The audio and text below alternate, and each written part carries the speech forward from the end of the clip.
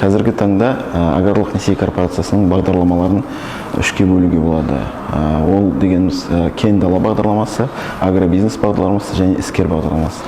Әрқайсысына тоқталып кететін болсақ, кен дала бағдарламасы бұл көктемгі егіс жұмыстарын қаржыландыруға арналған бағдарлама. Бұл бағдарлама бойынша жаңағы күріш немесе басқа дақылдарды егетін шаруа қожалықтар көктемгі егіс жұмыстарына қажетті айналымды қаражатты толықтыруға қаражат алады. Бұл бағдарлама бойынша несие келесі жылдың 1 наурызына дейін беріледі.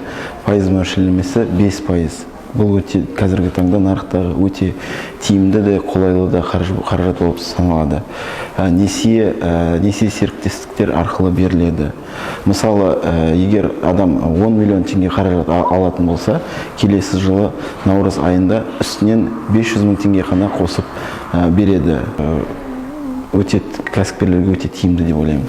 Және де қазіргі таңда бізде жастарды қаржыландыру бағдарламасы іске асып жатыр.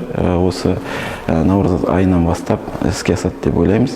Бұл бағдарлама бойынша 21-35 жас аралығындағы жас кәсіпкерлерге 2,5%-бен 5 миллион теңгеге дейін қаражат бөлінеді. Жылына енді аграрлық несие корпорациясының Қызылорда облыстық филиалы 10 миллиардтай қаражат қаржыландырады.